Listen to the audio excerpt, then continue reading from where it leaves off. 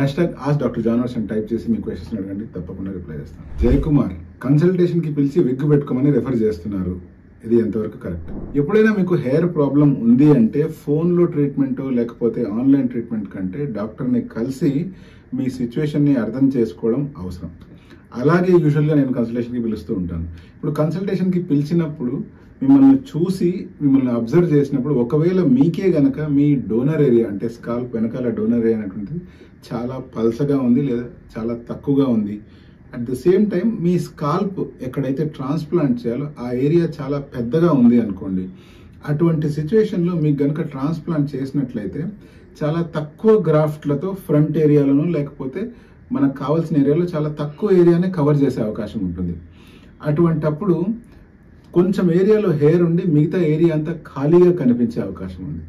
అంతేకాకుండా అలా తక్కువ డోనర్ ఏరియా ఉన్నప్పుడు యూజువల్గా బాడీ హెయిర్ని యూజ్ చేసుకోవడం జరుగుతుంది. అంటే బియర్డ్ హెయిర్ కావచ్చు, చెస్ట్ హెయిర్ కావచ్చు, హెయిర్ ఫ్రమ్ ప్రైవేట్ పార్ట్స్ కావచ్చు.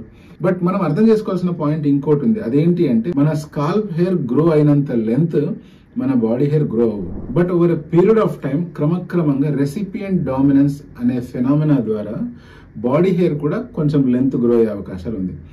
ఏది ఏమైనా కూడా స్కాల్ప్ మీద డోనర్ ఏరియా చాలా తక్కువ ఉండి బాడీ మీద కూడా డోనర్ ఏరియా కనుక చాలా తక్కువగా ఉంది అంటే తలంతా ట్రాన్స్ప్లాంట్ చేయడం అనేటువంటిది కుదరదు.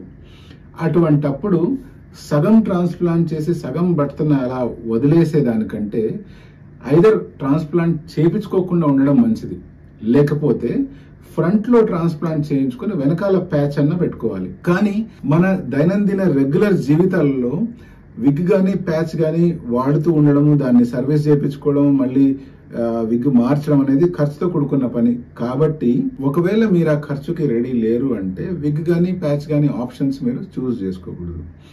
ఇటువంటి సిచ్యువేషన్లో మరి ట్రాన్స్ప్లాంట్ కుదరదు, విగ్ కుదరదు అన్నప్పుడు ఐదర్ మనం ఏం చేయాలి అంటే తలంతా గుండు చేయించుకొని ఎస్ఎంపీ చేయించుకోవాలి.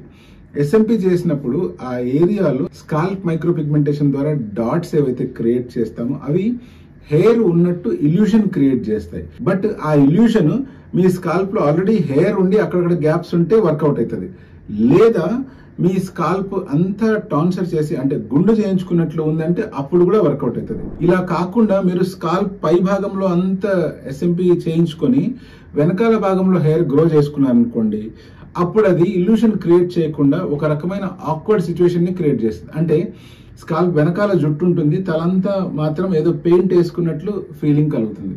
సో అందుకని ఎవరికైతే డోనర్ ఏరియా తక్కువ ఉంటుందో వాళ్ళకి నేను ఎప్పుడు కూడా హెయిర్ ట్రాన్స్ప్లాంటేషన్ సజెస్ట్ చేయను. ఇన్స్టెడ్ విగ్ కానీ లేకపోతే ఎస్ఎంపీ కానీ లేకపోతే తలంతా గుండు చేసుకోవడం కానీ లేకపోతే ఇంకా అదర్ కెమోఫ్లాష్ టెక్నిక్స్ ఏమైనా వాడుకోండి అని చెప్పి పంపించడం జరుగుతూ ఉంటుంది. సో ఎప్పుడన్నా మీకు నేను హెయిర్ ట్రాన్స్ప్లాంటేషన్ వద్దు అని చెప్తున్నాను అంటే దానికి కారణం డెఫినెట్ గా మీకు అది సూట్ అవ్వదు, మీరు రైట్ క్యాండిడేట్ కాదు. హెయిర్ ట్రాన్స్ప్లాంటేషన్ చేయడం వల్ల వచ్చే లాభం లేదా వచ్చే గుడ్ లుక్ కంటే ఎక్కువ నష్టమే జరగబోతుంది అని ప్రిడిక్ట్ చేసి మీకు వద్దు అని చెప్పడం జరుగుతుంది. ఇంకా మీకు క్లారిటీ రావాలి అంటే మీరు సెకండ్ ఒపీనియన్ తీసుకొని ఇంకొక డాక్టర్ దగ్గర కూడా వెళ్ళి కనుక్కుంటే మీకు ఒక ప్రాపర్ ఐడియా అంటూ వస్తుంది. సో ఎప్పుడైనా హెయిర్ ట్రాన్స్ప్లాంటేషన్ వద్దు, మీరు విగ్ కానీ లేకపోతే ఇంకేదైనా ట్రీట్మెంట్స్ తీసుకోండి అంటే డెఫినెట్ గా అది మీకు మంచిది కాదు అని అర్థం.